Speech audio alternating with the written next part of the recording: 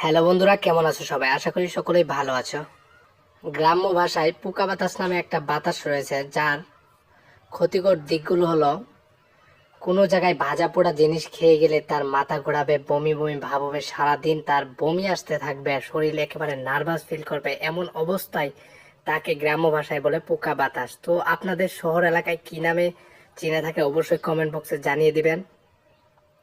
আজকে আমি সেই সম্পর্কিত আলোচনা করব যাদের পোকা বাতাস লেগেছে কোনো কারণে, তারা নুন পড়া পানি পড়া অনেক ঝাড়া ফুঁক দেওয়ার পরও তাদের পোকা বাতাস কমে নাই। তাদের জন্য আজকে একটি ভেষজ নিয়ে হাজির হয়েছে, যে ভেষজের মাধ্যমে 2 মিনিটে আপনার পোকা বাতাসের যে বমি বমি ভাব বা মাথা ব্যথা বা শরীর জীবাণু সকল ধরনের অসুবিধাগুলি একেবারে দূর করে দিবে। আশা করি সম্পূর্ণ ভিডিওটি আমাদের সাথে থাকবেন। তো ভিডিওটি আলোচনা করার আগে আপনার কাছে একটা রিকোয়েস্ট, আপনি যদি আমাদের চ্যানেলের নতুন দর্শক হয়ে থাকেন অবশ্যই চ্যানেলটি সাবস্ক্রাইব করে দিবেন এবং পাশে বেল বাটনটি চাপিয়ে দিবেন, তাহলে সকল ধরনের নতুন ভিডিও সবার আগে আপনি দেখতে পারবেন।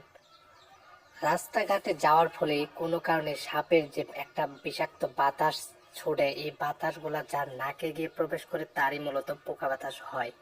কিন্তু এই পোকা বাতাসের কোনো নির্দিষ্ট ওষুধ নেই, কিন্তু এটি ঝাড়ফুঁক বা অন্য কোনো ভেষজ ওষুধের মাধ্যমে এই পোকা বাতাসটা ছাড়িয়ে ফেলতে হয়।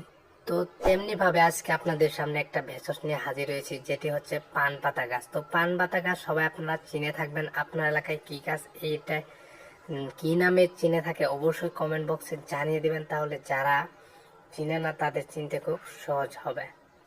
তো পান পাতা গাছের যে দুটা পাতা আমি দেখাচ্ছি, এই দুটা পাতাকে আপনাকে সংগ্রহ করে নিতে হবে। পাতা দুটা ভালো করে ডলে নিয়ে, একটুখানি লবণ দিয়ে ডলে নিয়ে এখান থেকে 1 চামচ পরিমাণ রস সংগ্রহ করে নিতে হবে। রস সংগ্রহ করার পর 1 গ্লাস পানিতে এই রসটি ছেড়ে দেবেন। ছেড়ে দেওয়ার পর ভালো করে রসটা মিশে গেলে 1 গ্লাস পানিটি আপনি বিসমিল্লাহির রহমানির রহিম আল্লাহর নাম নিয়ে আপনি খেয়ে ফেলবেন। দেখবেন যদি আপনার পোকা বাতাস থেকে থাকে বা মাথা জীবাণু বা বমি বমি ভাব থেকে থাকে একেবারে দূর হয়ে যাবে। তো ভিডিওটি ভালো লাগলে অবশ্যই একটা লাইক দিবেন, আর এখনো যারা আমাদের চ্যানেলটি সাবস্ক্রাইব করেন নাই অবশ্যই চ্যানেলটি সাবস্ক্রাইব করে দিবেন।